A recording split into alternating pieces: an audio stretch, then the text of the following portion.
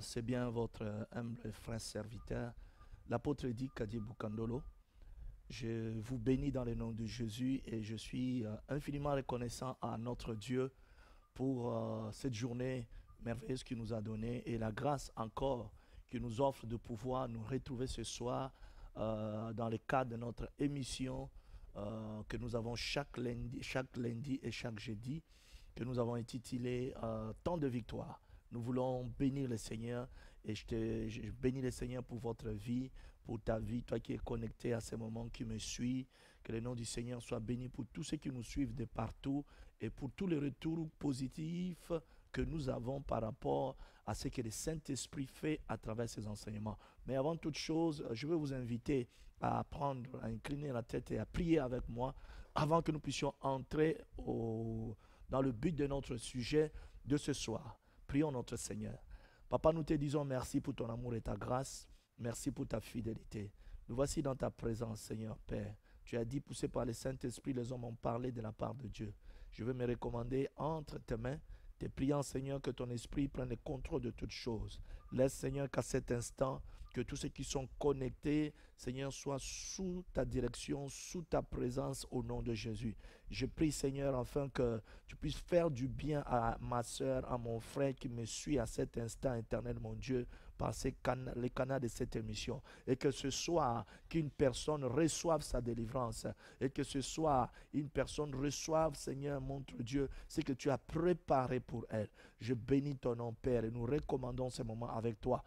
Entre tes mains, toi qui es l'alpha et l'oméga, conduis et dirige-nous, Seigneur, à travers cette émission, afin que toute chose puisse donner gloire à ton nom. Au nom de Jésus-Christ. Amen.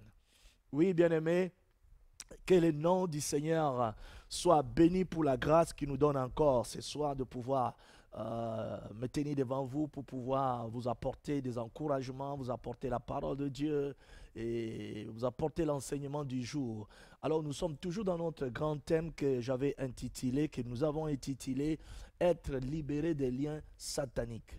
N'oubliez pas que c'est le temps de victoire, c'est un moment favorable pour toi qui me suis, c'est un moment où nous prenons le temps avec ceux qui nous suivent en direct pour répondre aux questions et prier aussi avec eux. Si tu es déjà connecté, sois béni parce que ce soir, Dieu va faire quelque chose dans ta vie, Dieu va ajouter encore la connaissance sur l'autre. J'ai prié ce matin pour que la grâce de Dieu, que ce soir, Dieu déverse une grâce particulière dans la vie de tous ceux qui seront connectés ce soir. Et je le crois, il est le Dieu qui exauce nos prières et je pense qu'il va le faire. Alors, lundi passé, nous sommes arrêtés, nous avons fini avec le 5e chapitre qui avait pour titre les signes par rapport aux liens démoniaques et nous avons clôturé en parlant sur la mentalité de victoire et qu'il était important que nous puissions revêtir la mentalité de victoire. J'ai expliqué ce qu'est la mentalité de victoire. J'ai parlé de la victime, j'ai parlé du vainqueur, je parlais aussi de plus qu'un vainqueur. J'ai donné 3 étapes et j'ai expliqué sur les 3 étapes quelles sont ces 3 étapes et quelle était réellement la différence. Et nous avons conclu en parlant sur les recommandations importantes que j'avais données, que la parole de Dieu même nous donne aussi suite à des prières de guérison et qu'il était important d'ordonner la destruction de la sémence de la maladie dans sa racine. Il est aussi important de déclarer le sang de Jésus pour purifier l'organisme qui était contaminé ou affecté par la maladie. Et troisièmement, j'ai parlé sur ordonner la restauration du système de défense de la personne et je parlais également sur déclarer la guérison du patient parce que c'est important. Ce que nous déclarons, c'est ce qui arrive. Ce que nous déclarons, c'est ce qui se réalise. Et ce soir, nous allons parler sur un nouveau sous-thème, toujours dans notre grand titre. Nous entrons dans le 6e chapitre de cet enseignement sur le thème « Être délivré des liens sataniques ». Alors, dans le 6e thème, nous allons répartir le sous-thème. Et le sous-thème que nous allons voir aujourd'hui a 2 volets. Le premier volet, c'est les 3 états d'âme. Et le deuxième volet, j'aimerais parler sur les fondements sataniques. je vais vous expliquer c'est quoi les fondements sataniques et comment est-ce que les fondements sataniques continuent à détruire la vie de beaucoup de gens et que faut-il réellement faire, quels sont les pas à suivre pour pouvoir briser des fondements sataniques. Mais déjà parlons sur les 3 états d'âme, que tous ceux qui sont connectés soient bénis, toi qui te connectes à ces moments, que la gloire de Dieu descende dans ta vie, restez connectés et partagez afin que le plus grand nombre soit connecté ce soir, que nous soyons tous bénis dans le nom puissant et glorieux de Jésus-Christ. Alors, bien-aimés dans le Seigneur, il est important pour nous de pouvoir partager cette émission de manière à permettre à ce que les gens soient connectés et que ceux qui ne sont pas encore connectés se connectent et qu'ensemble nous puissions passer un moment merveilleux dans la présence de Dieu. Alors, je disais tout à l'heure que je suis en train de parler sur les liens sataniques et ce soir, je parlerai sur 2 points. Le premier point, je parlerai sur les 3 états d'âme.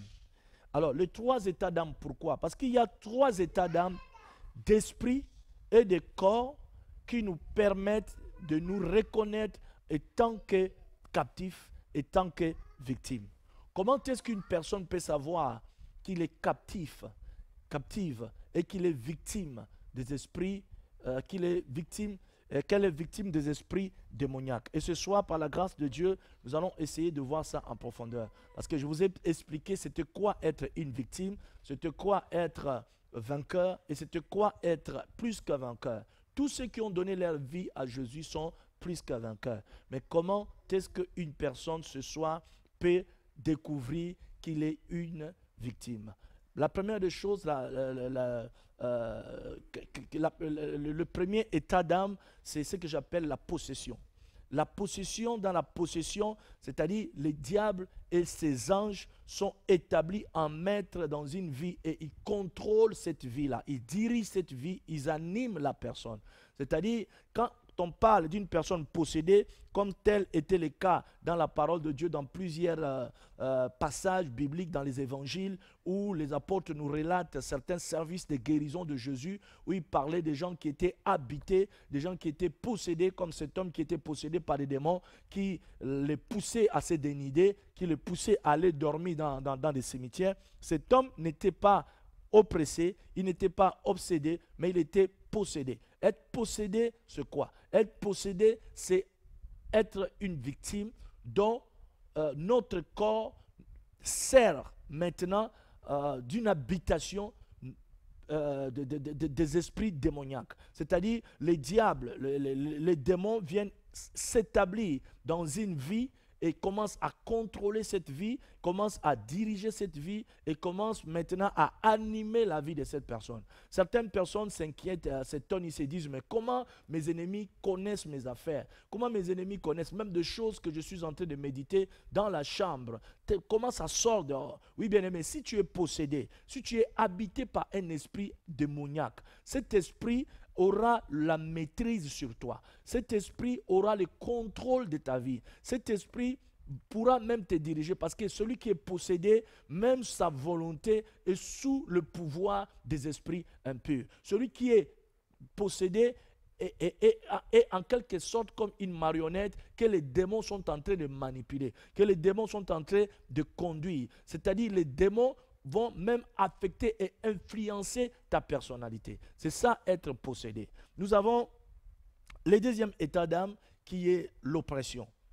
Il est important que nous puissions faire la différence entre tous ces états d'âme parce que si nous ne faisons pas la différence, nous risquerons de passer à côté de beaucoup de choses. En parlant sur l'oppression, ce n'est pas la possession. La possession, c'est autre chose et l'oppression aussi, ça n'est une autre. Il y a des gens qui peuvent être oppressés sans pour autant être possédés. Mais il est difficile d'être possédé sans être oppressé. Parce que quand on est possédé, c'est-à-dire on véhicule les esprits impurs. Les esprits impurs vivent dans le corps et détruisent, font un travail systématique de destruction en libérant peut-être une maladie, en imposant une maladie quelconque, en imposant un blocage, en imposant une malédiction, en imposant une vie de malchance, une vie de poisse. Peu importe, quand une personne est possédée, et c'est un état d'âme qui est totalement et complètement différent d'une personne qui est oppressée. C'est quoi l'oppression? Quand nous lisons Deutéronome chapitre 26, le verset 7, nous allons comprendre ça. L'oppression, au fait, les esprits démoniaques soumettent un mauvais traitement de toutes sortes. Et ils font subir des méchancetés à leurs victimes. Et ils les infligent de souffrances.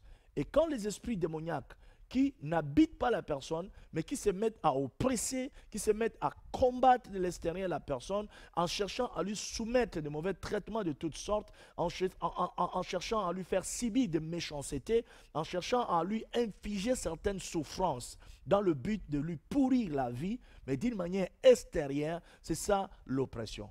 Généralement, beaucoup de gens sont oppressés, beaucoup de chrétiens sont oppressés et l'oppression finit par atteindre des états très graves simplement parce que beaucoup n'ont pas une vie de prière, par exemple. Beaucoup n'ont pas une vie de sanctification. Beaucoup pratiquent encore des choses qui attirent des démons dans la vie. Beaucoup utilisent encore leur corps qui est supposé être le temple de Dieu comme étant un temple de Béliade, c'est-à-dire comme étant un instrument du péché. Et toutes ces choses font à ce qu'un chrétien qui se retrouve dans ce cadre-là peut facilement commencer à vivre des oppressions, et des oppressions terribles. L'oppression peut venir aussi dans le cadre comme des attaques sataniques, où le diable attaque. Parce que nous devons comprendre une chose, quel que soit ce que nous vivons dans la vie, quelles que soient les difficultés que nous avons, il est important que nous puissions comprendre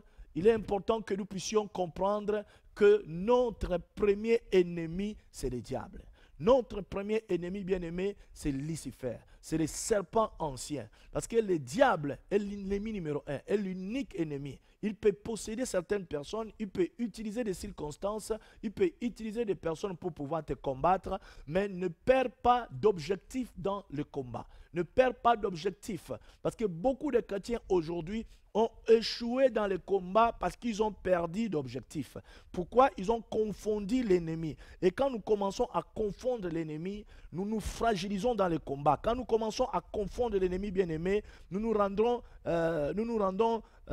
vulnérables dans le combat avec l'ennemi. C'est ainsi que parfois le diable joue à ce jeu-là. Qu'est-ce qu'il fait? Il fait à ce que tu puisses confondre l'ennemi.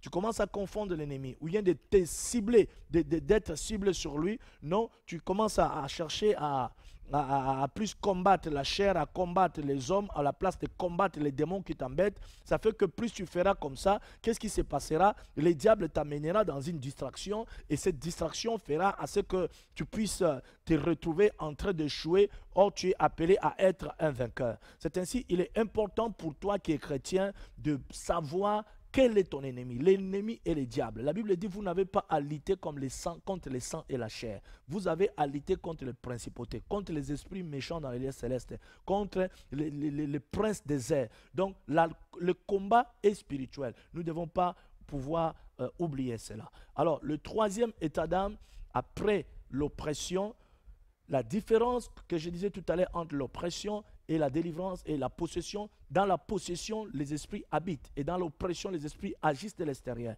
Alors, l'obsession maintenant, ça c'est un autre état d'âme important que nous devons aussi comprendre. L'obsession, c'est considéré comme étant un tremplin. Parce que vous savez, le diable, la Bible dit qu'il rôde comme étant un lion rugissant, cherchant qui dévorer.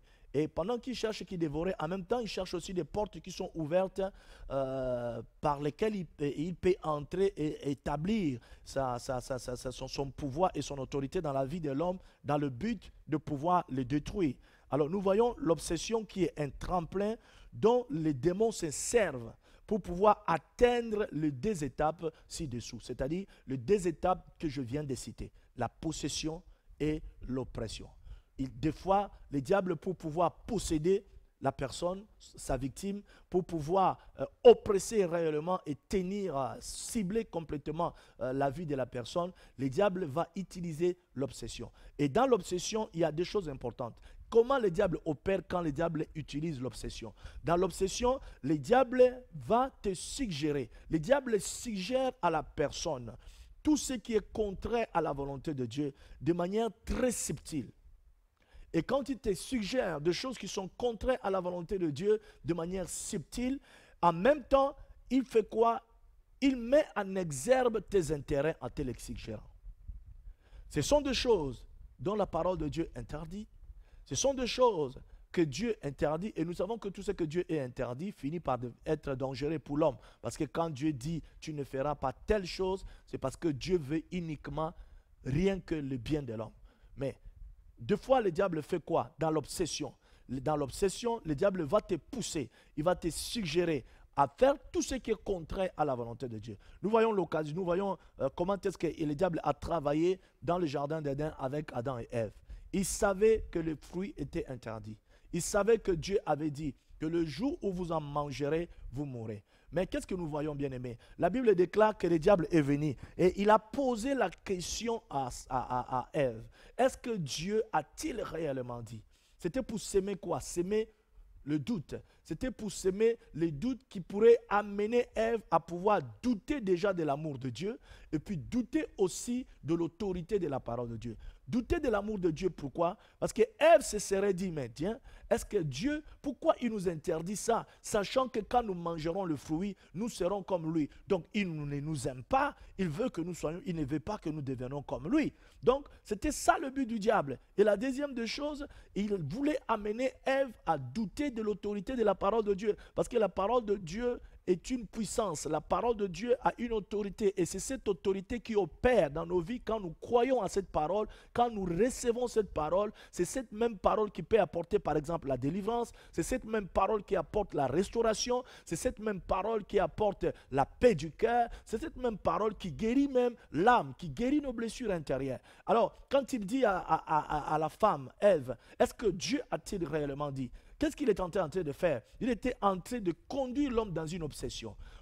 Une obsession vers une chose interdite. Une obsession vers une chose que Dieu avait mis des barrières. Parce que Dieu savait que le jour où l'homme va manger ses fruits, l'homme ne sera plus en mesure de pouvoir connaître le bien et faire le bien, ou connaître le mal et fuir le mal. C'est ainsi que Dieu a voulu que la seule source de connaissance du bien et du mal pour l'homme soit uniquement lui-même. Mais qu'est-ce que le diable fait? Dans l'obsession, le diable amène l'homme dans cette dimension où l'homme doute déjà de l'amour de Dieu en disant, est-ce que si Dieu nous aime réellement, pourquoi il n'a pas voulu que nous puissions manger ses fruits? Ah, donc il a interdit parce qu'il savait que quand nous en mangerons, nous deviendrons comme lui. Souvent, bien-aimé, dans l'obsession, le diable te pousse à douter de l'amour de Dieu. Souvent, tu peux traverser des situations difficiles. Souvent, tu peux avoir des combats dans la vie. Souvent, tu peux même être appelé par Dieu. Tu peux avoir un appel de Dieu. Tu peux avoir un ministère que Dieu a donné. Et pendant ces moments, il y a des combats qui se présentent. Et le diable, pendant ce moment, le diable te pousse dans des obsessions, de choses qui sont des choses interdites par Dieu. C'est ainsi chaque enfant de Dieu ce soir. Toi qui veux vivre dans la victoire, toi qui veux marcher dans la victoire, je t'encourage à chercher la volonté de Dieu. Et je t'encourage à mettre en pratique la parole de Dieu. Parce que la parole de Dieu, la première des choses qui nous permet de pouvoir connaître la volonté de Dieu, c'est sa parole. Un enfant de Dieu qui partage, qui a sa parole, qui laisse la place, qui cède la place à la parole de Dieu, bien-aimé, verra cette parole se manifester dans sa vie. Quelles que soient les situations dans lesquelles tu peux te trouver, mes frères, quelles que soient les difficultés, quels que soient les moments de combat que tu traverses, si tu acceptes de te soumettre à la volonté de Dieu, la volonté de Dieu, c'est ce qu'il y a de mieux pour toi. Même dans un choix d'un conjoint, tu veux te marier aujourd'hui, il ne faut pas suivre seulement parce que le frère a l'argent. Il ne faut pas suivre seulement parce que le frère sait s'habiller. Comme je vois aujourd'hui beaucoup de sœurs qui se marient dans des églises parce que le frère là s'habille bien. Mais oui, bien-aimé, ce que tu vois est extérieur. Est-ce que tu connais le cœur de ce frère? Est-ce que tu connais son état d'âme? C'est ainsi, il est important, même dans le choix, il est important de retrouver, de rechercher le Seigneur. À cette sœur-là, parce que je la vois bien habillée ou parce que je la vois ceci, elle me plaît, je vais l'épouser. Oui, mais ça, c'est ce que tes yeux voient. Qu'est-ce que ton esprit voit? Est-ce que tu connais l'état d'âme de la personne? Est-ce que le Seigneur t'a réellement révélé la personne? Bien-aimé, parce que la Bible dit, Dieu ne voit pas ce que les hommes s'arrêtent, Dieu ne s'arrête pas à la vision des hommes. Dieu voit au-delà de ce que les hommes voient. C'est ainsi que nous devons vraiment faire attention. Le diable est un spécialiste pour te suggérer des choses qui sont contraires à la volonté de Dieu, dans le seul but de te faire tomber dans l'obsession.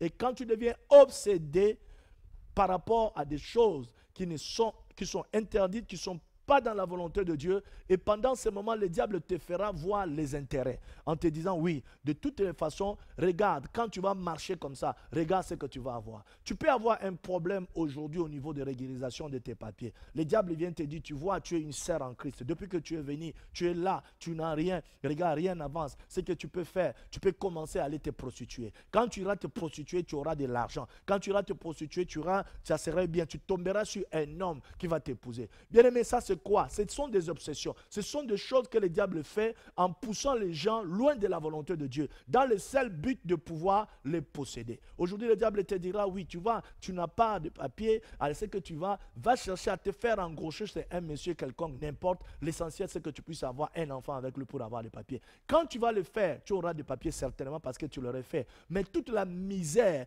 que tu vas suivre derrière, toute la misère que tu vas vivre dans ta vie, ça sera une croix à porter. C'est ainsi, il est important pour chaque enfant de Dieu, cher ami, de savoir rechercher la volonté de Dieu. Et après avoir connu la volonté de Dieu, de pratiquer la volonté de Dieu, de comprendre et de réaliser que la volonté de Dieu, c'est la chose qu'il y a de meilleur pour nous. La volonté de Dieu, c'est ce qu'il nous faut. Pourquoi? Parce que si nous n'avons pas appris à nous soumettre à la volonté de Dieu, à réaliser que la volonté de Dieu est la chose la plus meilleure pour nous, le diable va tout le temps nous combattre, nous amener dans des obsessions. Parce que l'obsession amène à la possession. Beaucoup de gens se sont fait posséder simplement parce qu'ils se sont d'abord laissés obséder. Obsédés par des choses contraires à la volonté de Dieu. Et en étant obsédés par ces choses, le diable ayant mis en exergue leurs intérêts dans ces choses, aujourd'hui, ces gens vivent des sévices démoniaques dans leur vie simplement parce que le diable les a obsédés.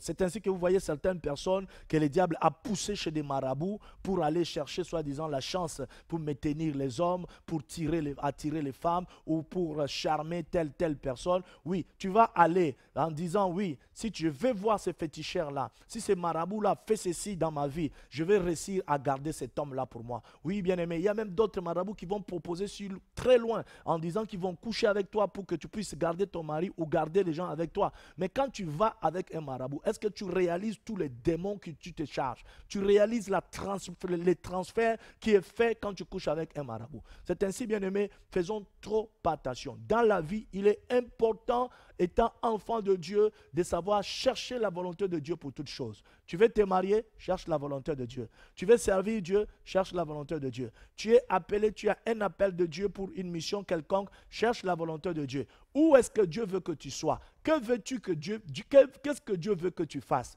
Parce que avoir l'appel ne suffit pas. Il est important que quand on a l'appel, que nous sachions qu'est-ce que Dieu nous appelle à faire réellement. Quel est le mandat que Dieu nous a donné? Où est-ce que Dieu nous veut réellement? Parce que si tu n'es pas là où Dieu te veut, tu vas souffrir, tu vas galérer. La vie deviendra difficile. Le ministère pour toi deviendra un enfer. Or, ce que Dieu veut pour toi est que tu serves et que tu sois aussi béni. Parce qu'il est dit, mon serviteur en moi prospérera, il se lèvera et il ira bien plus haut. Dieu est celui qui bénit ses serviteurs. Mais si aujourd'hui il y a certains serviteurs qui commencent à se poser des questions sur leur appel, commencent à se lamenter par rapport à certaines situations qui les arrivent, c'est simplement parce qu'ils se sont laissés dans l'obsession avec le diable. Dans cette obsession, le diable a essayé de mettre en exergue certains intérêts qui étaient les intérêts de leur chair, les intérêts de leur ego. Ça fait qu'en se séduisant par ces intérêts-là, aujourd'hui, ils se retrouvent dans des oppressions, aujourd'hui, ils se retrouvent dans des possessions. Mais que Dieu nous aide à pouvoir comprendre cela. Qu'est-ce que le diable fait troisièmement, au niveau de l'obsession? Au niveau de l'obsession, le diable ne nous suggère pas seulement des choses contraires à la volonté de Dieu, de manière très subtile, en exerguant ce qui est, en mettant en exergue ce qui est les intérêts, nos intérêts, mais le diable, par cette technique-là, il arrive à nous égarer, il arrive à éloigner l'homme de Dieu pour bien s'occuper de lui. Parce que le diable sait aussi longtemps que tu auras Dieu avec toi, aussi longtemps que tu marcheras dans la volonté de Dieu, aussi longtemps que tu aimeras le Seigneur, aussi longtemps que tu resteras attaché au Seigneur comme Marie restait attachée à Jésus quand il était reçu chez Marthe. Bien-aimé, il est important que nous puissions comprendre cela. Quand on est attaché au Seigneur, aussi longtemps que nous marchons dans sa voie, aussi longtemps que nous aimons le Seigneur, nous pratiquons sa parole, le diable aura du mal à nous avoir. Aujourd'hui, si beaucoup de chrétiens ont des combats, des oppressions et même voire des défaites, c'est parce qu'ils se sont d'abord laissés emporter dans l'obsession. Donc, pour clôturer cette partie, l'obsession est un tremplin. L'obsession est un ascenseur qui amène à la possession et à l'oppression. Donc, faisons hyper attention pour cela. Voilà un peu les 3 états d'âme importants. Si tu es possédé ce soir, je vais t'inviter à garder espoir. Sache que ton corps est le temple du Saint-Esprit. Il se pourrait que tu as laissé ouvert des voies dans ta vie. Si tu as consulté des marabouts, si tu as pratiqué les péchés, la débauche, tu as fait la prostitution, tu as fait certaines choses que toi-même tu sais à ce moment qui ont ouvert des portes, Dieu c'est un Dieu miséricordieux. Dieu c'est un Dieu qui agit. Dieu c'est un Dieu qui bénit. Dieu c'est un Dieu qui restaure de vie. Dieu c'est un Dieu qui peut faire beaucoup de choses dans ta vie. Mais ce soir, je vais t'inviter à venir à Dieu de tout ton cœur. Je vais t'inviter à venir à Dieu d'un cœur pur, d'un cœur sincère. Tu verras la gloire de Dieu. Si il t'est arrivé aussi dans ta vie, bien-aimée, et que tu es dans des oppressions, tu vis dans des combats, les oppressions, le combat est réel. La Bible ne nous dit pas que nous n'aurons pas de combat. Mais la Bible dit que si nous avons de combats, notre victoire sera certaine. Je vais simplement t'encourager, toi qui vis dans les oppressions, toi qui es dans les attaques, pour que tu saches que ta victoire est certaine. Le Seigneur est avec toi. Et la Bible déclare, si l'Éternel est pour nous, qui sera contre nous? Et je crois ce soir que le Seigneur est pour toi et nul ne sera contre toi. Le Seigneur te donnera la victoire devant les oppressions, devant les attaques que tu peux vivre aujourd'hui. Que le nom du Seigneur soit béni. Si tu me suis et que tu es convaincu de ce que je dis, tu peux me donner un puissant amen en l'écrivant sur ton machin. Pendant que nous suivons cette émission, je nous encourage à pouvoir vraiment partager. Alors si toi aussi tu es obsédé, de temps en temps, le diable t'obsède. Il te pousse vers des directions de choses qui ne sont pas de Dieu. Le diable t'envoie dans des choses qui t'éloignent de Dieu, qui font à ce que tu ne puisses pas, qui font à ce que tu sois éloigné de Dieu. Alors, qu'est-ce qui est important de faire? Bien-aimé, il est important pour toi de pouvoir te remettre à Dieu. Si tu connaissais la volonté de Dieu et que cette volonté, tu n'as pas pu pratiquer cette volonté, tu n'as pas pu la faire. Maintenant, tu as pris une autre direction. Je vais simplement t'inviter à faire une chose. Répands-toi, demande pardon à Dieu, reviens à Dieu de tout ton cœur. Tu verras, le Seigneur te bénira. Et tu verras que quand on fait la volonté de Dieu, quand nous la faisons, nous la pratiquons, nous allons remarquer et constater que Dieu est bon et Dieu est puissant et Dieu opère. C'est ainsi, il est important pour toi, bien-aimé, de pouvoir vraiment comprendre ça. Même si tu es oppressé aujourd'hui, s'il y a des choses encore dont le diable te pousse, ce soir, n'aie pas peur. Ce soir, nous allons faire des prières de proclamation, des prières de confession, des prières que j'appelle des prières violentes. Elles sont violentes parce que dans le monde des ténèbres, elles ont une puissance pour pouvoir briser et anéantir, ralentir le plan de l'ennemi. C'est ainsi que je t'invite vraiment à rester connecté et surtout à partager. Partage, invite tes amis, partage sur le lien que tu sais pour pouvoir permettre à beaucoup de personnes de pouvoir se connecter ce soir avec nous pour partager ces moments de la parole de Dieu. Que le nom du Seigneur soit béni. Et nous allons partir maintenant avec la grâce de Dieu. Nous allons entrer dans le deuxième sous-thème de ce soir que j'ai intitulé les fondements sataniques. Alors, les fondements sataniques, bien-aimés, j'aimerais déjà que nous lisons un peu le livre des psaumes au chapitre 11, le verset 3. Là-bas, le psalmiste dit ceci: quand les fondements sont renversés, que peut faire le juste? Quand les fondements sont renversés, que peut faire le juste? Qu'est-ce que le juste peut faire quand les fondements sont renversés?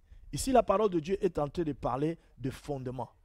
Et si les fondements sont renversés, les fondements renversés, ça veut dire que le fondement est brisé. Il n'y a plus de fondement. Que peut faire le juste? Et j'aimerais illustrer ça par rapport à un passage aussi important dans Luc au chapitre 9, le verset 47, en descendant jusqu'à 49, que nous allons lire, que j'aimerais lire avec vous ensemble. La Bible dit ceci: je vais vous montrer à qui ressemble tout homme qui vient à moi, entend mes paroles, les met en pratique. Ça, c'est Jésus qui parle. Il ressemble à un homme qui, pour construire une maison, a creusé profondément et a posé les fondements, les fondations sur le rocher. Ici, il s'agit bien de fondations. Ici, il s'agit bien d'une personne qui construit une maison. Et la procédure dont Jésus est en train de parler, en disant, une inondation est venue. Le torrent s'est jeté contre cette maison sans pouvoir l'ébranler, parce qu'elle était fondée sur les rochers. Mais celui qui attend et ne met pas en pratique est semblable à un homme qui a construit une maison sur la terre, sans fondation. Vous comprenez? Sans fondation. Le torrent s'est jeté contre elle et aussitôt elle s'est écroulée. La ruine de cette maison a été grande. Oh là là, que le nom du Seigneur soit béni. La ruine de cette maison a été grande. Les fondements sataniques. Ici, la Bible parle de des fondements. Et en parlant des fondements, et Jésus est tenté de donner un exemple très pratique en disant, je vais vous montrer l'exemple. Je vais vous démontrer à qui ressemble une personne qui pratique la parole et qui ne la pratique pas. Il donne des exemples, mais en parlant sur les fondements et en parlant de comment chaque bâtisseur a bâti son fondement. Pourquoi, bien-aimé? Parce que dans chacune des vies, il y a un fondement. La vie est comme une maison.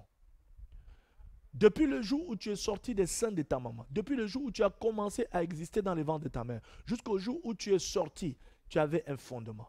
Mais il est important pour toi de savoir que le vrai fondement reste le rocher qui est Christ, Jésus qui est le rocher de tous les âges. Souvent nous disons Jésus est le rocher, oui, mais pourquoi quand Jésus est notre rocher, nous ne vivons pas comme des gens dont Jésus est le rocher? Simplement parce que la procédure que nous adoptons pour pouvoir établir le rocher, ce n'est pas une bonne procédure. Ce qui fait que beaucoup de gens posent une fondation sur une autre. C'est un peu comme si tu as deux fondations, tu poses une fondation sur une autre. Or, bien aimé, deux fondations, une sur une autre, ne va jamais tenir dans une maison. Tu veux la fondation, tu dois choisir quelle fondation tu veux. C'est ainsi ce soir, je vais expliquer en profondeur ce qu'est une fondation. Dans la vie d'une personne, ce qu'est une fondation et ce qu'est une fondation surtout satanique, parce que c'est de la fondation satanique dont je parle.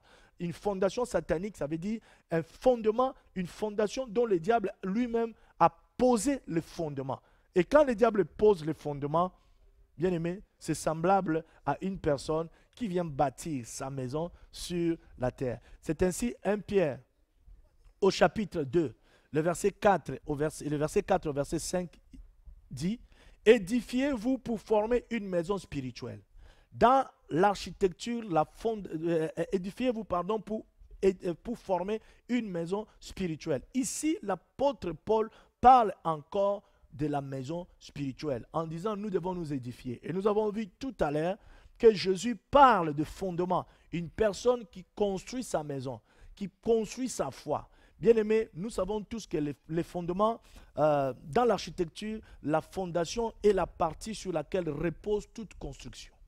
Quand on parle de la fondation dans l'architecture, c'est la partie sur laquelle repose la construction. Si un fondement est mauvais, si une fondation est mauvaise, quelle que soit la dimension de la grandeur du bâtiment, la grandeur de l'œuvre établie, bien aimé, cette maison ne tiendra pas. Cet immeuble ne tiendra pas. Simplement parce que la fondation est mauvaise. C'est ainsi ce soir, nous allons voir certains fondements. C'est quoi les fondements dont j'appelle fondements par rapport à ces cadres ici? Les fondations, ce sont les jougs. Ce sont les fardeaux ancestraux. Ce sont des influences d'une vie passée, d'une vie spirituelle négative passée. Ça peut être aussi le résultat des consécrations ou le résultat de certains héritages maléfiques que nous avons reçus ou hérités de nos parents, qui fait à ce que nous soyons dans la servitude et cela limite parfois notre succès dans la vie de chaque jour. Quand je parle de joug, quand je parle de fardeau, quand je parle d'influence d'une vie négative du passé, c'est-à-dire il y a certaines personnes qui ont un passé négatif. Et ce passé, je vais vous l'expliquer comment.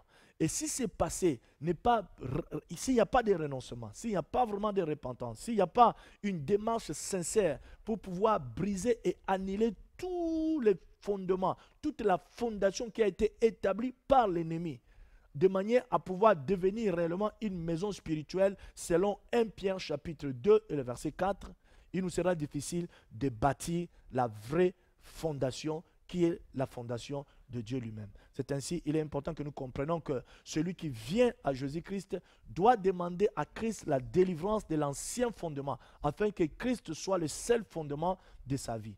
Quand nous venons vraiment au Seigneur, nous devons chercher à bâtir sur les rocs, comme dit Luc chapitre 6, le verset 47. Bâtissons sur les rocs, de manière à ce que Christ soit le meilleur fondement. Or, pour que nous puissions bâtir sur les rocs, après avoir vécu un passé négatif, un passé spirituel négatif, le processus de la délivrance est important pour parvenir à la liberté spirituelle, qui nous permet de bâtir sur Christ comme étant le nouveau fondement. C'est ainsi, nous voyons dans Acte 10, le verset 38, là-bas la Bible dit, vous savez comment Dieu a oint de force et de puissance Jésus-Christ de Nazareth, qui allait de lieu en lieu, qui faisait du bien et qui guérissait tous ceux qui étaient sous l'emprise du diable, car Dieu était avec lui. Et dans Jean 8, à partir de 33, là-bas, il dit, vous connaîtrez la vérité. Si vous connaîtrez la vérité, vous serez réellement délivrés. Pourquoi il parle de réellement? Pourquoi il ne parle pas simplement d'une personne qui est délivrée? C'est simplement parce que parfois nous nous faisons des illusions. Nous pensons que le fait de venir à Jésus, recevoir Jésus dans notre vie, suffit pour que nous soyons réellement délivrés. Non, bien-aimés, il y a des principes. Dieu, c'est un Dieu de principes. Il y a des démarches à faire, telles que la repentance, telles que le renoncement, telles que la séparation avec les ténèbres. Toutes ces choses, c'est des démarches importantes qui feront à ce que tu puisses être réellement libre pour le Seigneur. C'est ainsi, ici, Jésus parle sur la réalité de la délivrance. Alors, il y a quelques héritages maléfiques qui conduisent les gens dans des servitudes de fondements sataniques. Et ces héritages-là, je vais énumérer quelques-uns pour pouvoir nous donner un peu l'idée générale de ce que je suis en train de dire. Le premier, c'est la manière non biblique de la conception. C'est-à-dire, il y a certaines personnes qui sont nées, qui sont le résultat d'une naissance provoquée par des marabouts. C'est-à-dire, tu étais peut-être dans la vie, ta maman n'arrivait pas à garder la grossesse. À chaque fois qu'elle avait de la grossesse, les grossesses sortaient. Et cette fois-ci, elle est allée voir peut-être un marabout. Le marabout a dû lui donner des portions à boire. Le marabout a dû lui faire de trucs, soi-disant qu'après, il pourrait garder ta grossesse. Et tu es issu de ces liens-là. Ça veut dire que là, il y a un héritage. Il y a des choses à briser dans ta vie. Il y a un passé spirituel négatif qui va constituer ton fondement. Et ça fait à ce que, même si tu viens au Seigneur, si tu n'as pas renoncé, si tu t'es pas séparé spirituellement avec ça, en posant, disons, en prenant position spirituellement, tu vas être une victime. Tu vas vivre des situations dans ta vie. Ces situations seront dues simplement au fait que ta maman, pour t'avoir, est allée consulter les occultistes, est allée voir des marabouts, est allée voir des féticheurs pour parvenir à concevoir. Alors, des cas comme ça, c'est des cas qui nécessitent réellement une destruction d'anciens fondements qui est le fondement de l'ennemi. Parce que quand le diable opère dans la vie d'une personne et tient cette personne, le diable pose ses fondements. Et tout fondement du diable dans notre vie sera un fondement qui va recevoir que de mauvaises choses. La bénédiction ne peut pas tomber sur un fondement qui est un fondement de malédiction. La bénédiction tombe sur le roc qui est Christ. C'est ainsi, l'apôtre Paul dit, vous avez pleinement tout en lui, en parlant de Jésus-Christ. Pourquoi? Parce que Jésus-Christ est le socle. Jésus-Christ est le fondement. Il est la fondation nécessaire qui nous permet de pouvoir accéder à notre bénédiction réellement. Nous avons le deuxième point important qui est le péché des ancêtres lié au pouvoir maléfique.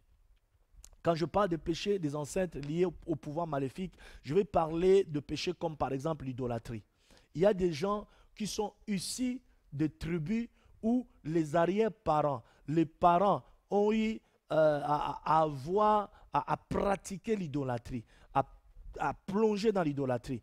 Et vous savez, l'idolâtrie, c'est une abomination. L'idolâtrie attire la malédiction. L'idolâtrie attire beaucoup de mauvaises choses. Et il y a certains enfants, certaines personnes qui vivent certaines choses aujourd'hui simplement parce qu'ils sont sortis d'une lignée de gens idolâtres.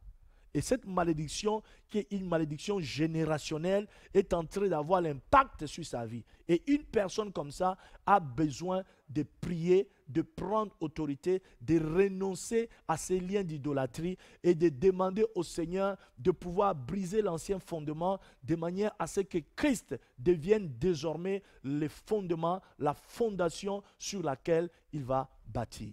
Le troisième point, bien aimé, nous avons des cas comme il y a beaucoup de cas, mais je vais vous citer quelques cas fréquents pour nous éclairer. Nous avons des cas comme les organes liés ou les organes dédiés à des esprits. Il y a certaines personnes qui ont carrément dédié leurs organes à des esprits. Et particulièrement, je parle des organes sexuels.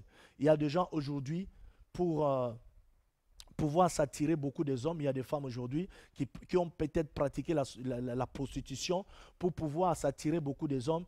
Elles sont allées voir des marabouts et les marabouts ont dit peut-être se sont accouplés avec eux, ou bien carrément les marabouts ont dit donner des portions que ces femmes ont appliquées dans leurs organes sexuels.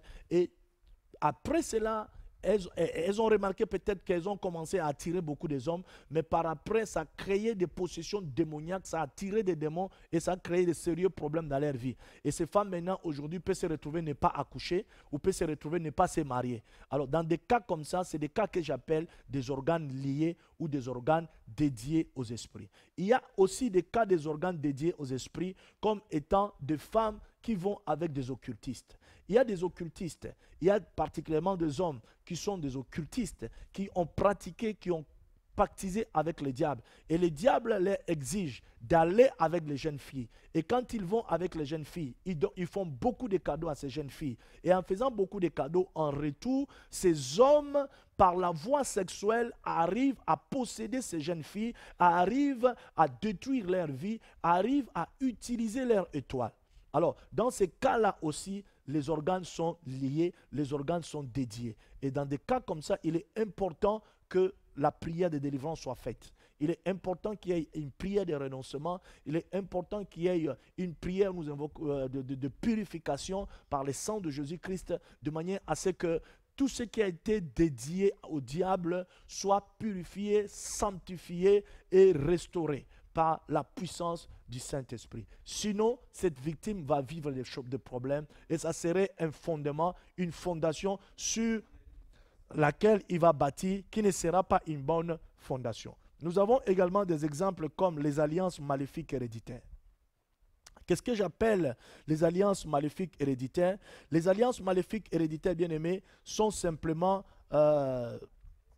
des situations dont nous retrouvons les parents qui vont, par exemple, chercher de pouvoir, qui vont chercher l'argent, qui vont chercher à être grands dans ce monde, mais en même temps en faisant des alliances avec des démons, en faisant des alliances avec Lucifer. Il y a des gens qui ont pactisé avec le diable et qui ont fait des alliances avec Satan et en faisant des alliances ont livré leur progéniture complètement au diable. J'en ai connu de certaines personnes comme ça qui ont été des personnes bien respectées dans la société, mais qui ont occupé de grands postes dans la société. Et pour garder ces postes-là, certains ont livré carrément leurs enfants au monde des ténèbres. Certains ont livré carrément la vie de leurs enfants à des esprits. Ce qui fait qu'un parent, une personne, un papa ou une femme qui a eu à pratiquer ces choses et qui a établi des alliances maléfiques, et ces alliances-là, tout ce qui va sortir de cette famille sera sous ces alliances-là. Et une personne comme ça, qui vient d'une famille comme ça, où le père a pratiqué la magie, où le père a été un féticheur, où le père a été un occultiste, où le père a tissé des alliances avec les diables, a tissé des pactes avec les diables, ces personnes vont retrouver dans leur vie certains impacts négatifs.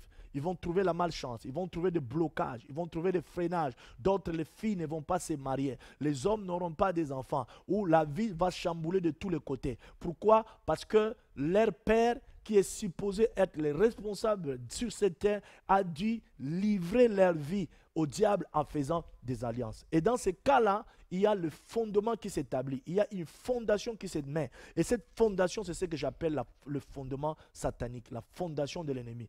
Et une personne comme ça peut être clairvoyante, peut faire beaucoup de choses, mais si le fondement n'est pas brisé, bien aimé, il est difficile. C'est ainsi, nous avons vu tout à l'heure dans les livres de psaumes où le psalmiste parle sur le fondement et il nous dit, quand les fondements sont renversés, que peut faire les justes quand les fondements sont renversés? Parce que les fondements sont importants. Et Jésus insiste dessus en disant que nous devons bâtir sur les rocs. Or, nous ne pouvons pas bâtir sur les rocs si le premier fondement n'est pas détruit. Gloire à Dieu parce que ce soir, ce premier fondement sera détruit. Peut-être toi qui me suis, tu es issu d'une famille où le père a eu le temps, a passé tout le temps dans des pratiques occultes, a passé tout le temps dans la magie noire, dans le fétichisme, en offrant des sacrifices à Satan et en vous dédiant au diable, en établissant des alliances dans la famille. Mais il est important quand tu donnes ta vie à Jésus de pouvoir prier, d'implorer le Seigneur que tout premier fondement,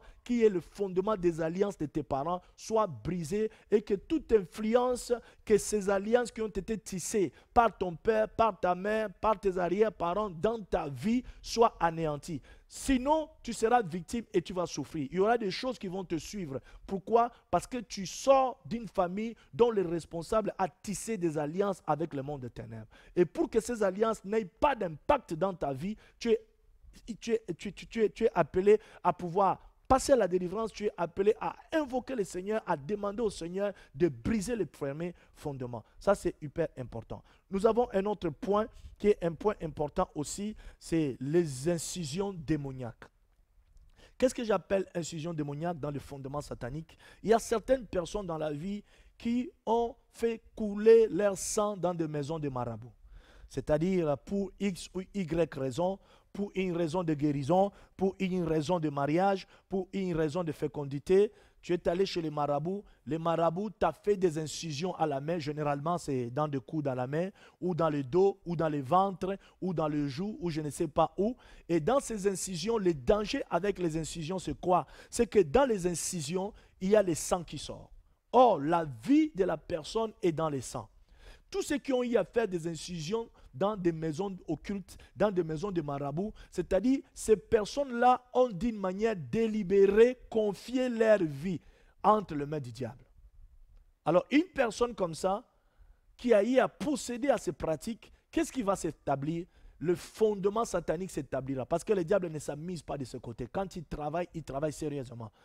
Quand il a l'occasion de pouvoir établir un fondement satanique pour pouvoir manipuler l'homme, pour pouvoir détruire l'homme, il le fait sans hésitation, sans état d'âme. Alors c'est ainsi, vous verrez certaines personnes qui sont allées chez des féticheurs, chez des marabouts, chez des vaudouistes, chez des prêtres vaudous pour aller faire des incisions. On t'a fait des incisions dans des bras, soi-disant quand on te fera des incisions, ça t'apportera de la chance, ou bien carrément quand on fera des incisions, ça sera des blindages, ça veut dire ça sera des protections, tu seras protégé quand on te fera des scarifications, des incisions. Non, bien-aimé, sache que dans les scarifications, dans les incisions, il y a le sang qui sort.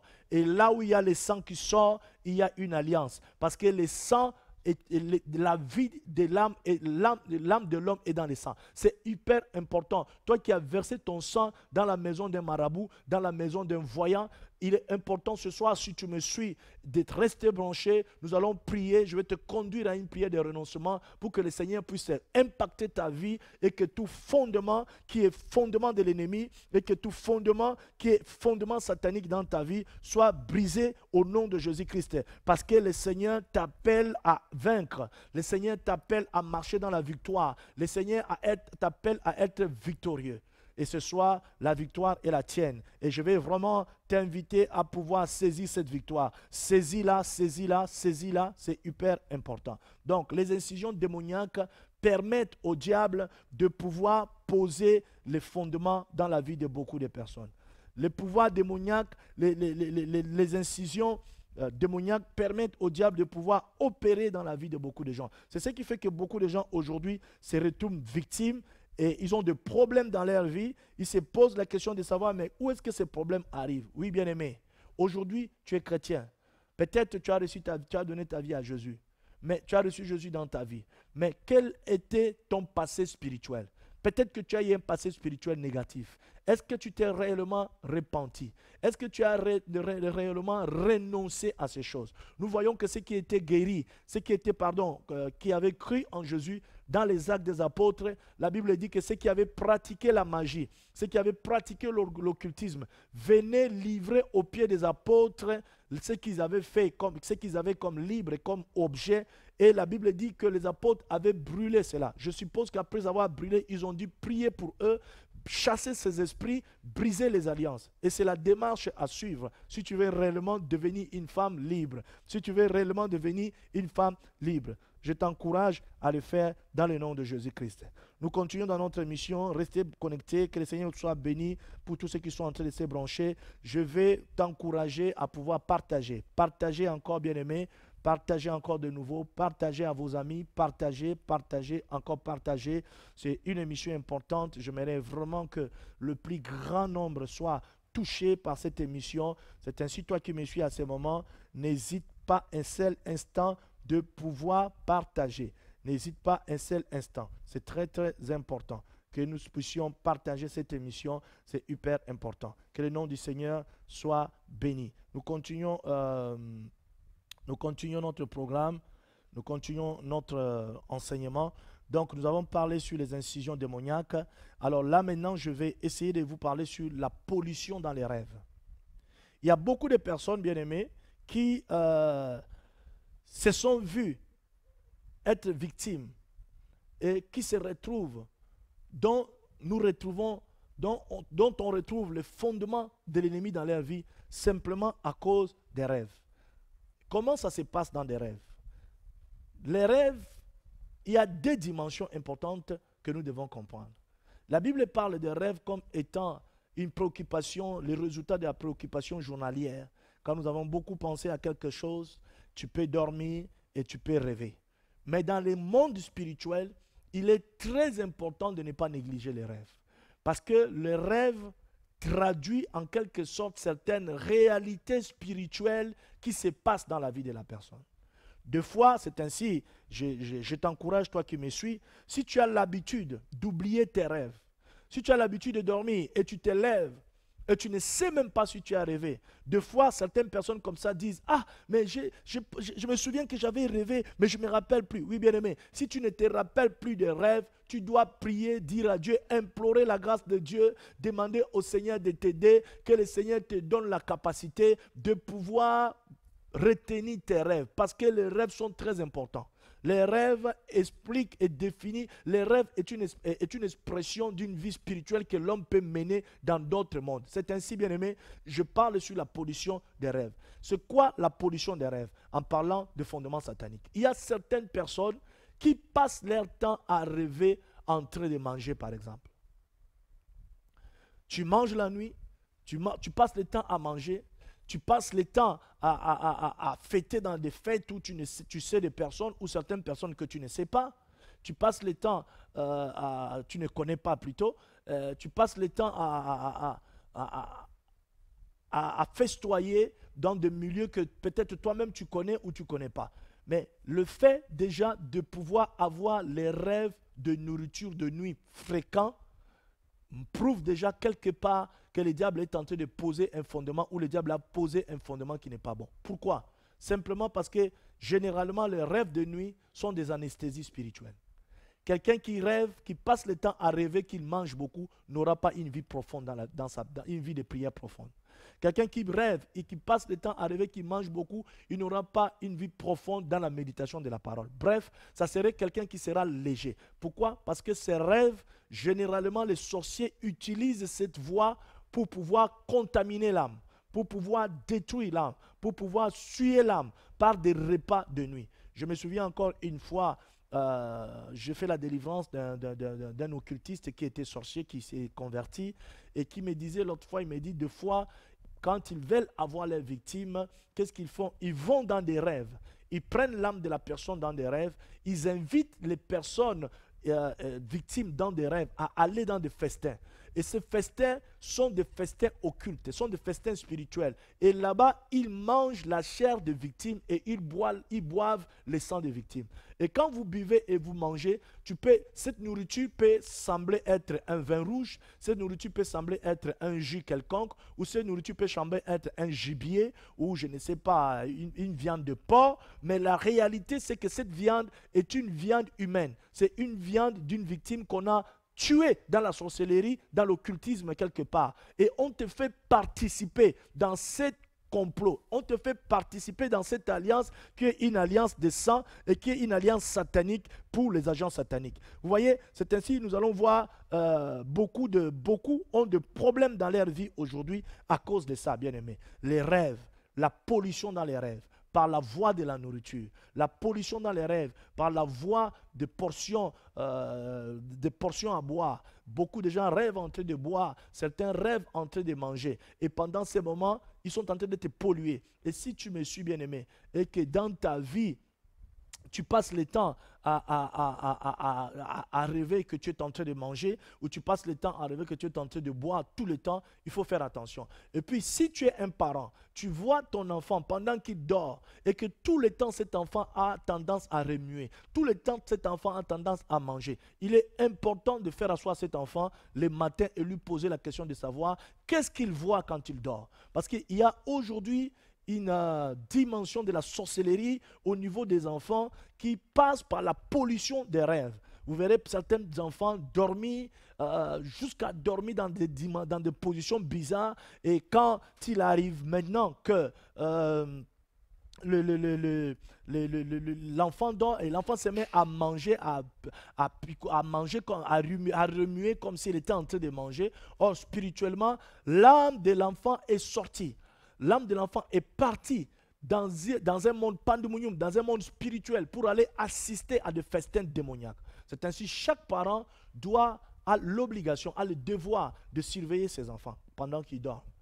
Je ne vous dis pas de rester là comme des sentinelles et rester éveillé, mais il est important de fois quand toi tu es parent, va dans la chambre de tes enfants, regarde comment les enfants dorment, regarde comment les enfants regarde leur posture pendant qu'ils dorment. Si tu remarques qu'un enfant que tout le temps tu viens pour voir, il passe le temps à remuer, à manger, cet enfant tu dois l'interroger. Tu dois l'aider à pouvoir dire ce qu'il voit quand il dort.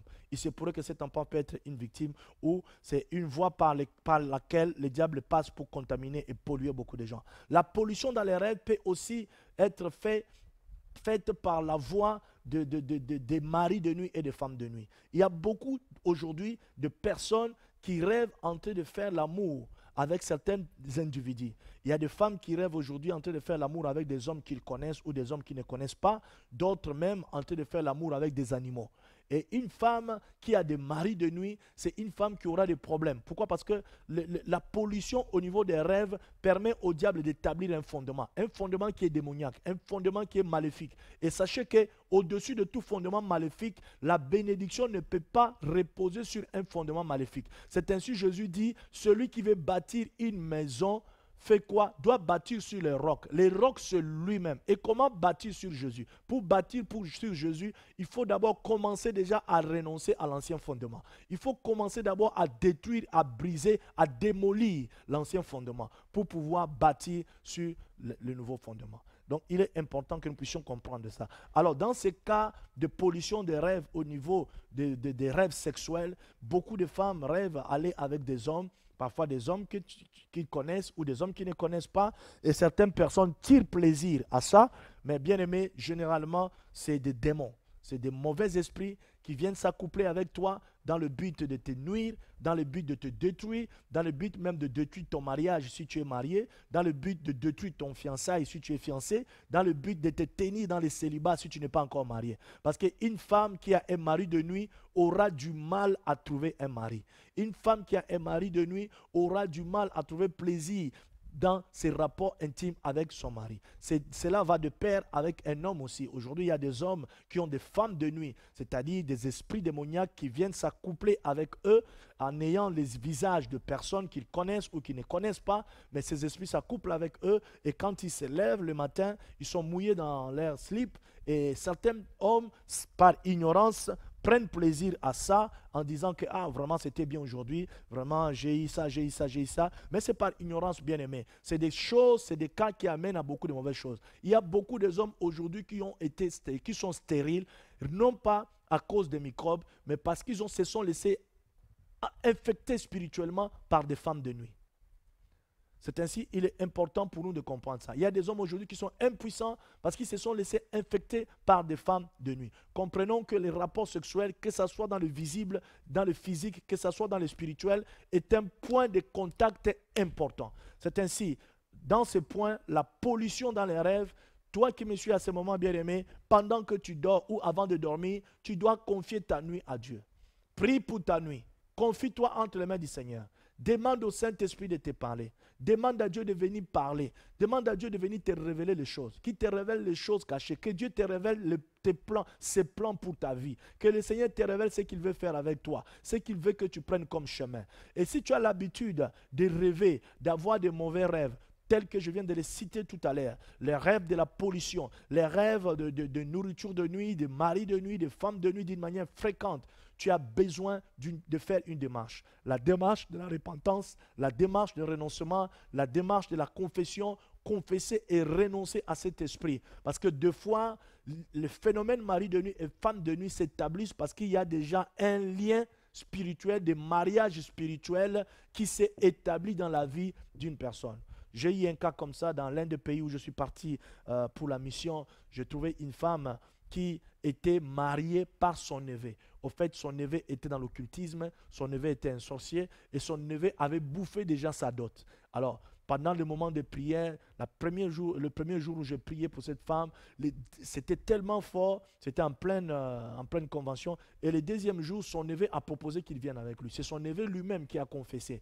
Il m'a dit, apôtre, je vais abandonner la sorcellerie. Voilà ce que j'ai fait à ma tante. Elle ne peut pas se marier parce que moi, j'ai mangé sa dot dans le monde des ténèbres.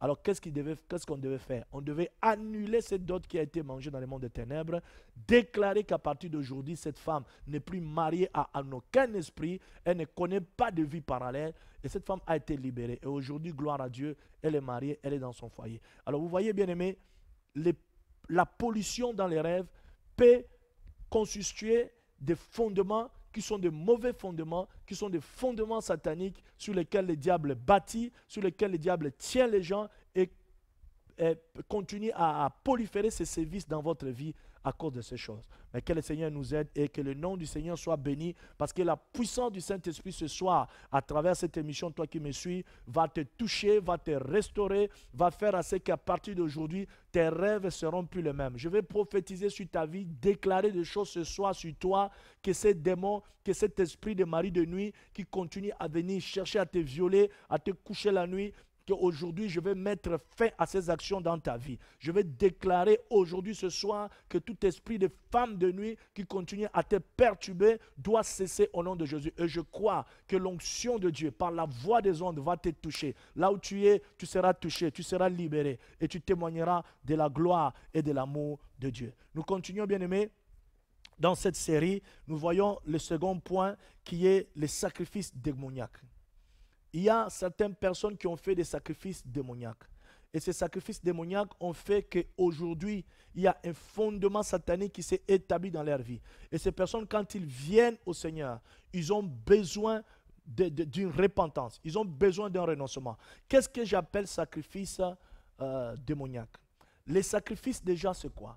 Les sacrifices, c'est une offrande qu'on offre à une divinité. Et il y a certaines personnes dont les parents ont fait des sacrifices démoniaques. Ou peut-être, il y a certaines personnes, je dirais ça autrement, qui ont constitué des sacrifices pour leurs parents dans le monde des ténèbres. C'est-à-dire, les parents a contacté le diable, a tissé des liens avec l'ennemi, et l'ennemi a exigé à ce qu'en retour, qu'il donne un sacrifice, et ce sacrifice ne devait être aucune personne, que ce soit le membre de sa propre famille. Donc, du coup, si tu te retrouves dans ce cadre-là, tu es obligé à tout prix à demander à Dieu que le Seigneur brise l'ancien fondement. Pourquoi? Parce que, rappelons-nous, comme je le disais tantôt, les sacrifices se posent sur un autel. Et toute vie qui est sur un autel démoniaque, c'est une vie qui va être une vie de problématique. une vie de situation. C'est ainsi que certaines personnes aujourd'hui, malgré qu'ils sont dans le Seigneur, les maladies ne les quittent pas. La pauvreté ne les quitte pas. Les situations difficiles ne les quittent pas. La malédiction ne se quitte pas. Tu commences à te poser des questions. Mais pourquoi ma vie ne change pas? Pourquoi, Seigneur, maintenant que je suis en toi, je continue à rêver qu'on vient m'étrangler? Je continue à rêver que je fais l'amour avec des chiens. Je continue à rêver que mes choses ne marchent pas. Bien aimé, c'est parce qu'il y a eu des sacrifices. Et ces sacrifices, avant ces sacrifices, il y a eu des autels qui ont été élevés. Et je prie ce soir, si tel est ton cas, même si tu es dans l'ignorance, que tout autel qui a été élevé par tes parents, par tes arrière-grands-parents ou par tes anciens copains, par tes ex-petits amis qui a fait de toi leur victime pour exploiter ton étoile, pour exploiter tes chances, pour exploiter ta vie, au nom de Jésus ce soir, je déclare que ces autels-là vont prendre feu, que ces autels-là sont en train de prendre feu au nom de Jésus-Christ. Je déclare aussi que toute personne qui s'est enrichie par ton étoile, toute personne qui a eu du succès par ton étoile, ce soir, je déclare que cette personne-là va échouer. Je commence à déclarer son échec, je commence à déclarer qu'il va dégringoler dans les noms puissants et glorieux de Jésus, parce que le Seigneur te visite ce soir par le canal de cette émission et le Seigneur vient briser les autels sataniques, le Seigneur vient renverser tout autel d'un prêtre occulte sur lequel se fait des incantations contre ta vie au nom de Jésus-Christ. Si tu le crois, donne-moi un puissant Amen en m'écrivant Amen sur la page, toi qui es en train de me suivre en direct. Que le nom du Seigneur soit béni. Nous continuons, bien aimé. Alors je parlais sur les sacrifices démoniaques. Et dans la dimension des sacrifices démoniaques, nous voyons des cas maintenant. Il y a des cas où les hommes ont été victimes de praticiens occultes. C'est-à-dire certaines personnes, certains occultistes qui ont voulu s'enrichir, qui ont voulu prospérer, ont fait de ta vie leur sacrifice pour pouvoir s'enrichir. Là, c'est un cas. Et si tu es dans ce cas, ce soir, mon frère, ma soeur, quelle que soit la dimension dans laquelle tu as été tenu, je déclare ta délivrance. Je déclare que le Seigneur te visite. Et par la voix des ondes, l'onction qui brise le joug va briser le joug de ta vie, tu seras restauré. Il y a le deuxième cas. Le deuxième cas, c'est le cas où les personnes eux-mêmes s'offrent eux-mêmes comme étant des sacrifices. C'est-à-dire, il y a certaines personnes aujourd'hui, à cause de l'argent, ils ont donné une partie de leur corps. Ils ont donné, par exemple, le doigt, ils ont donné les ongles, ou ils ont donné les cheveux, ou ils ont donné carrément tout leur dos, comme on dit dans un langage courant, donner son dos, c'est-à-dire donner toute sa progéniture. C'est-à-dire cette personne n'aura jamais des enfants parce qu'il veut avoir l'argent, il a tout donné. Ce qui fait que toute femme qui partira avec cette personne deviendra stérile, elle ne pourra pas accoucher. Ou bien si elle accouche, si elle attrape une grossesse, cette grossesse ne sera pas à terme. Avant qu'elle accouche, cet enfant va mourir et cet enfant sera comme étant un sacrifice pour cette personne qui pratique l'occultisme. Mais bien aimé, si tu es dans ce cas ce soir, ce que Dieu te demande, c'est la repentance. Si tu es une personne qui sacrifie la vie pour la réussite, tu sacrifies la vie pour la promotion, tu sacrifies la vie pour l'argent, tu sacrifies la vie pour la prospérité, bien-aimé, sache que le prix d'une âme n'a pas de prix. L'âme n'a pas de prix.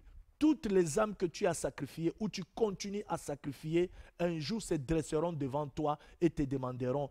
Dieu te demandera compte par rapport à toutes ces âmes-là. Si tu as signé des pactes avec le diable, tu me suis par cette émission, et qu'ils t'ont dit, pour réussir, tu devais donner tes enfants, tu devais donner ta femme, tu devais donner une de tes familles, ou tu devais partir avec des jeunes filles par ces canaux-là, et que tu puisses récupérer leurs pertes mensuelles, ou bien que tu puisses récupérer leurs sous-vêtements pour pouvoir les tenir dans un hôtel quelconque. Ce soir, la grâce t'est donnée. Tu peux encore être délivré. Tu peux encore être sauvé. Il te suffit de renoncer à ces choses. Il te suffit de demander pardon à Dieu. Et je vais t'encourager. Il y a tous mes coordonnées qui vont s'afficher là. Si tu peux m'appeler, appelle-moi. Je suis disposé à prier avec toi. Je suis disposé à briser le joug qui te dérange. Parce que ce que tu as fait avec le diable, le pacte que tu as signé, le diable t'a rendu victime. Et le diable, c'est un menteur. Tu n'auras pas de joie. Même si aujourd'hui tu roules dans des grandes voitures. Même si aujourd'hui tu as des milliers dans les banques. Bien aimé, la Bible dit, à quoi servirait-il à un homme de gagner le monde entier et de perdre son âme? tu perdras ton âme, tu mourras comme toutes les autres personnes qui sont parties. Mais est-ce que tu as pensé où est-ce que ton âme ira? Ainsi ce soir, je vais t'encourager. Contacte-moi par la voie de cette émission, par le Centre Chrétien Béret. Si tu as besoin de la prière, si vraiment tu es dans ces cas, je suis disposé, particulièrement malgré mes multiples occupations, à pouvoir traiter ton cas, à pouvoir prier avec toi, à pouvoir briser ce joug d'occultisme qui te tient victime. Donc ainsi, ça c'est la deuxième façon dont les gens entrent dans des fondements sataniques par des sacrifices démoniaques. Si tu es dans ces cas, tu peux être délivré. Il te suffit de te repentir. Il te suffit de revenir à Dieu, de demander pardon à Dieu. Parce que toutes les âmes que tu es tenté de sacrifier dans le monde des ténèbres à cause de l'argent, à cause du pouvoir, toutes les âmes que tu es tenté de sacrifier dans le monde des ténèbres à cause du succès, ces âmes sont des âmes de Dieu. Ces âmes vont te coûter cher. Ces âmes vont se tenir devant toi et t'empêcher d'accéder dans le royaume de Dieu. Voilà le moment favorable que Dieu t'accorde. Alors nous continuons. Nous avons un autre point important, la malédiction parentale. La malédiction parentale est un point qui constitue aussi un point qui définit les fondements sataniques dans la vie d'une personne. Alors, c'est quoi la malédiction parentale? Dans la malédiction parentale, il y a des gens qui ont été maudits par leurs parents. Certains, leurs mamans les ont montré des parties bizarres. Je ne vais pas citer par pudeur. Certains, leurs papas ont dû prononcer des paroles qui sont des paroles de malédiction. Et ces paroles ont établi dans ta vie un fondement qui est un mauvais fondement, qui est un fondement satanique. Et sur ces fondements, aujourd'hui, tu n'arrives plus à te marier. Si ces fondements, à cause de ces fondements, aujourd'hui, tu n'arrives plus à accoucher. Tu n'arrives plus à tenir les enfants en main. Chers amis, bien-aimés frères et sœurs, la malédiction peut avoir des causes diverses. Mais je vais déjà vous informer ceci. La Bible dit que toute malédiction sans cause n'a pas d'effet. Ça, c'est la première des choses. Si tu as été maudit innocemment et que maintenant, dans ta vie, tu vois cette malédiction agir dans ta vie, ce soir, au nom de Jésus, pendant que tu me suis, que l'onction du Saint-Esprit, la puissance de Dieu qui brise toutes sortes de jougs, te saisisse maintenant là où tu es, au nom de Jésus. Que l'onction du Saint-Esprit brise tout joug de malédiction dans ta vie et que la malédiction s'arrête net maintenant et que tous les séquelles que tu constates jusqu'à ce jour de malédiction dans ta vie soient arrêtés maintenant et stoppés par la puissance des noms de Jésus-Christ. Mais si dans ta vie, bien-aimé, tu as été maudit par des raisons qui sont des raisons réelles, par exemple, tu as été désobéissant à tes parents, tu as manqué tes parents, tu as touché ton père dans les habits et après il t'a maudit et tu es parti telle chose. Je vais t'inviter à faire une chose. Ce que tu dois faire, c'est te repentir. Demander pardon à Dieu. Et si ces personnes sont encore en vie, fais la démarche de la repentance. Fais la démarche de la restitution. Va vers eux. Demande-leur pardon. Parce qu'il y a certaines malédictions, parentales qui se tiennent dans la vie des enfants simplement parce que les enfants eux-mêmes se sont trouvés sur un terrain favorable par rapport à la malédiction. Ce terrain peut être un terrain de désobéissance, ce terrain peut être un terrain de manque de respect, ce terrain peut être un terrain de manque, le fait de ne pas honorer ses parents. Bref, il y a beaucoup de cas comme ça. Alors nous devons faire hyper attention. Alors en parlant de ces deux dimensions de malédiction parentale, je vais dire ceci. Quelle que soit la dimension de la malédiction parentale, Jésus-Christ a vaincu la malédiction. La Bible dit qu'il s'est fait malédiction afin que nous soyons bénédiction, que nous soyons bénis. Et ce soir, si tu es dans ces cas, s'il y a la repentance à faire, fais-les. Et si tu es innocent et que tu es dans la malédiction, ce soir, tu vas prier avec moi, invoquer la gloire de Dieu, la puissance de Dieu dans ta vie et que toute malédiction puisse s'arrêter dans le nom puissant et glorieux de Jésus-Christ. Nous avons également les deux derniers points que j'aimerais aborder avec vous, toujours dans les fondements sataniques, les effets destructeurs de la polygamie.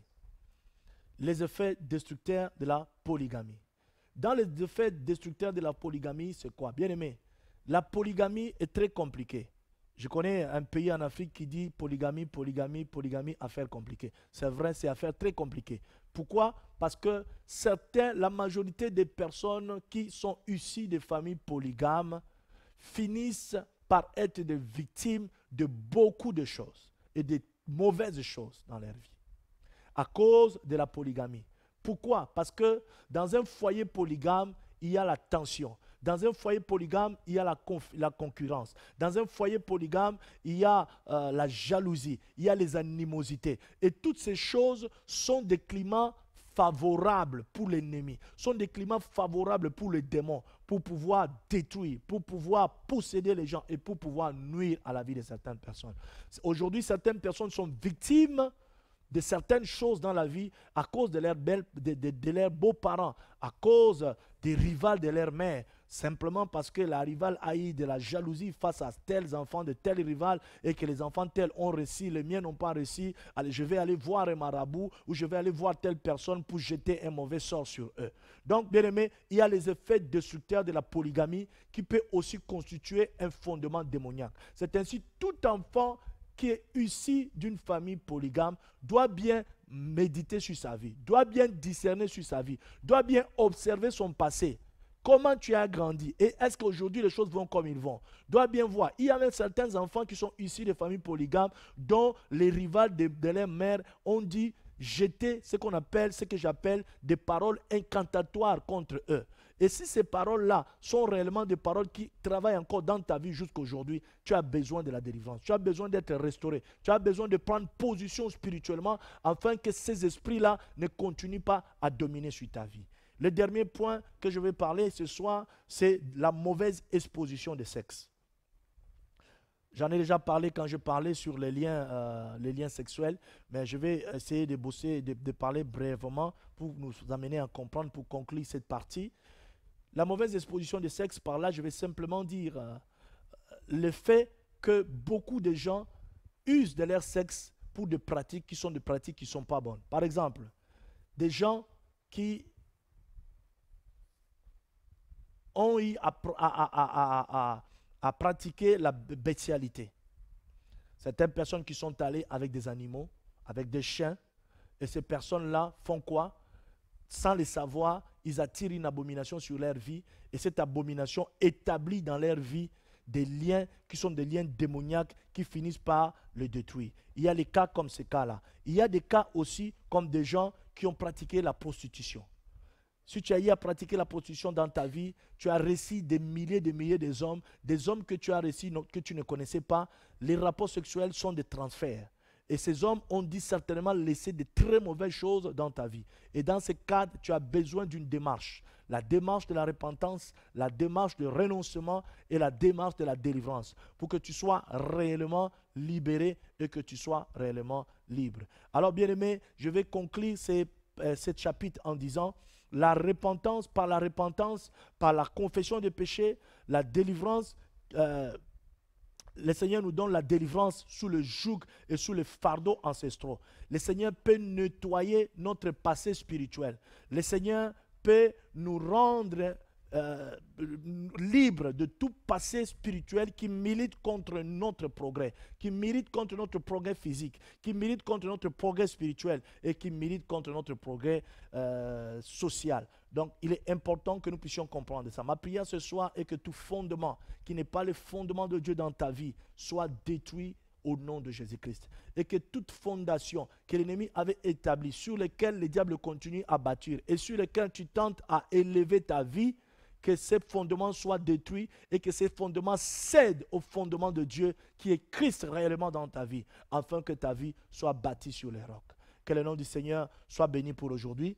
Je vais m'arrêter ici pour aujourd'hui et je vous donne rendez-vous lundi prochain. Lundi prochain, nous allons entamer le 7e chapitre de cet enseignement, de ce thème qui va s'intituler « Satan, son existence, sa nature ». Et pardon, jeudi, parce qu'aujourd'hui c'est lundi, oui.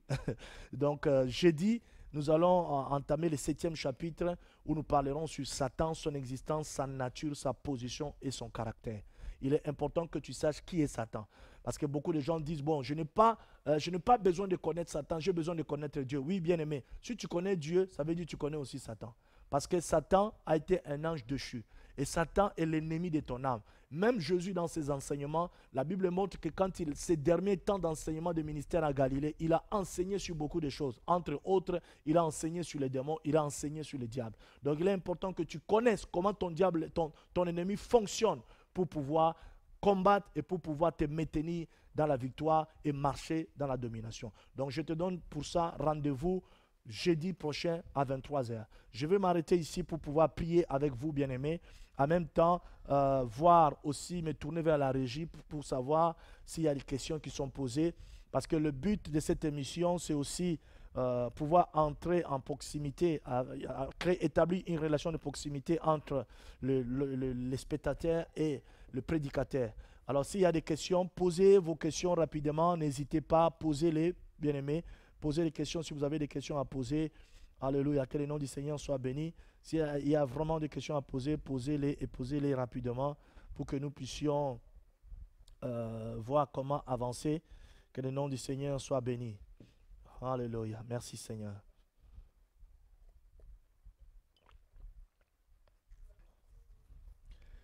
C'est vrai que nous avons été très clairs dans cette émission aujourd'hui par rapport au fondement satanique. Posez des questions. S'il y a des questions, posez-les. Je suis à votre écoute et je suis prêt à vous répondre à toutes ces questions. Bible ouverte pour vous expliquer A plus B sur le fondement satanique et comment en être délivré avant que nous puissions prier et clôturer. S'il y a des questions, n'hésitez pas à poser vos questions. Hein? S'il y a des questions, n'hésitez pas à poser vos questions au nom de Jésus-Christ. Que le Seigneur vous bénisse, vous tous qui êtes connectés à ce moment, qui me suivez. Soyez grandement bénis. Nous allons prier tout à l'heure pour finir. Ne quittez pas, restez connectés. Je vais déclarer ce soir des choses sur vos vies.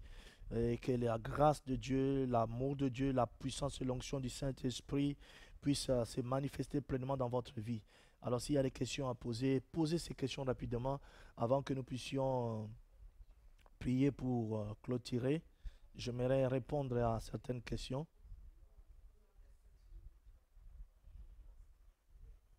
Alléluia, que le Seigneur soit béni.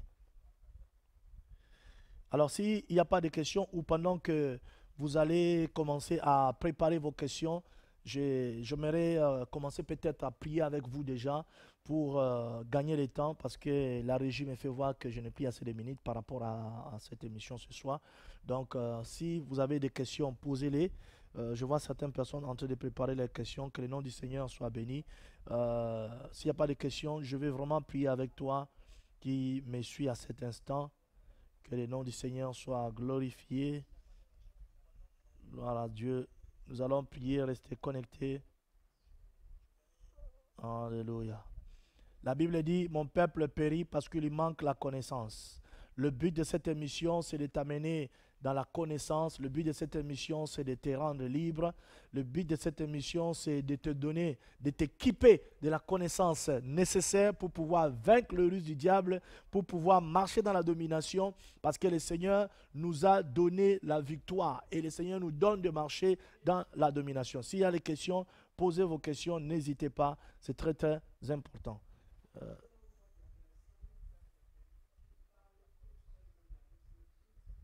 Alors, il y a le frère.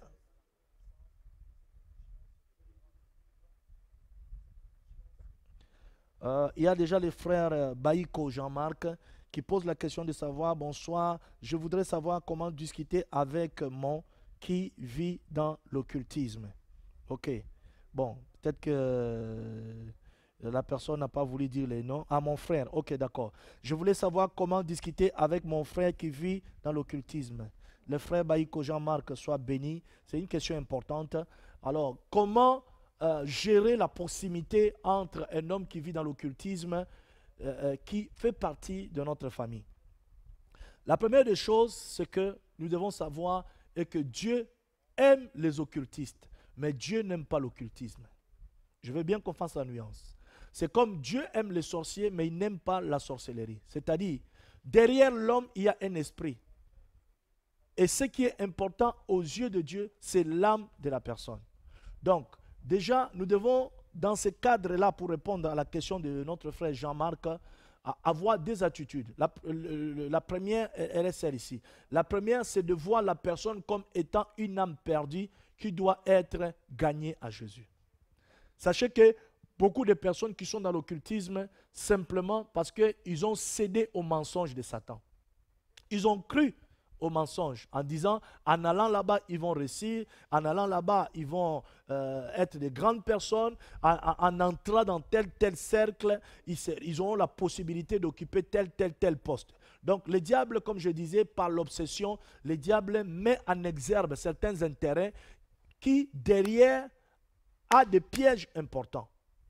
Donc c'est ainsi, quand nous avons, par exemple, un membre de nos familles qui est dans l'occultisme, la première des choses, c'est d'avoir compassion pour cette personne. C'est de prier pour cette personne, de réclamer son salut dans le nom de Jésus et de demander à Dieu que ces liens d'occultisme dans sa vie soient brisés et que le Seigneur lui accorde grâce. Bien-aimé, si Dieu nous a fait grâce d'être sauvés, il a dit, crois au Seigneur Jésus-Christ, tu seras sauvé, toi et ta famille. Nous avons le droit et nous avons le devoir de pouvoir réclamer les nôtres qui sont encore dans l'occultisme, qui sont dans la sorcellerie, qui sont dans le monde des ténèbres, les réclamer et demander au Seigneur d'agir dans leur vie. Ça, c'est la première réponse. La deuxième réponse, toujours concernant la question de notre frère Jean-Marc. Donc, nous devons savoir aussi que une personne qui a vendu son âme au diable, qui a pactisé avec le diable, devient une autre personne. Même si c'est ta soeur, même si c'est ton frère, même si c'est ton oncle, même si c'est ta mère, même si c'est ton père, une personne qui a pactisé avec le diable est en mesure de faire toutes sortes de mal sans pour autant regretter une seule seconde, sans état d'âme. Pourquoi? Parce que quand on pacte avec le diable, quand on pactise avec le diable vient habiter en nous par ses esprits et il nous fait faire des choses dont nous n'avons plus le contrôle. C'est ce qui fait qu'aujourd'hui, vous remarquerez qu'il y a certaines personnes, qui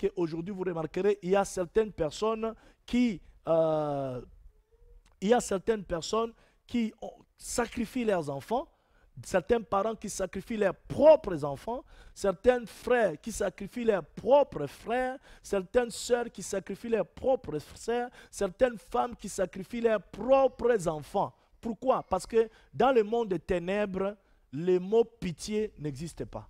Alors, la deuxième réponse consiste à ce que si nous avons dans la famille une personne qui est occultiste, nous devons avoir beaucoup de discernement et nous devons faire trop attention.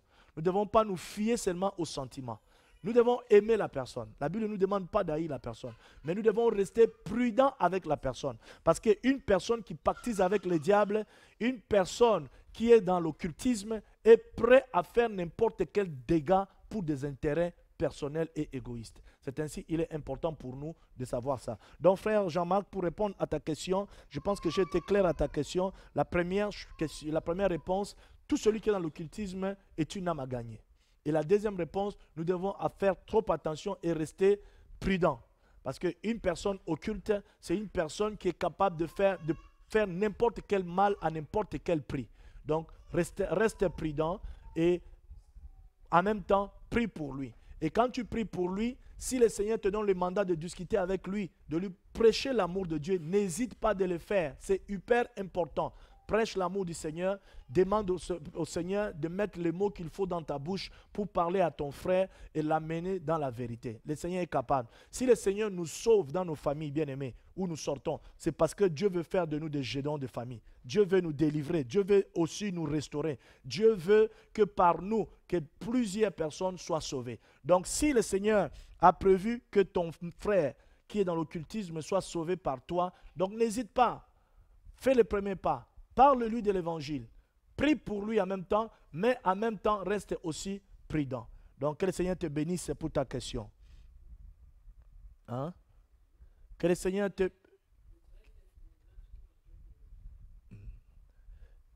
te bénisse pour ta question. Alléluia. Alors, il y a une deuxième question. Je continue. Renvoie direct encore. Il y a une deuxième question. Et, et la deuxième question, c'est la question de frère Emmanuel.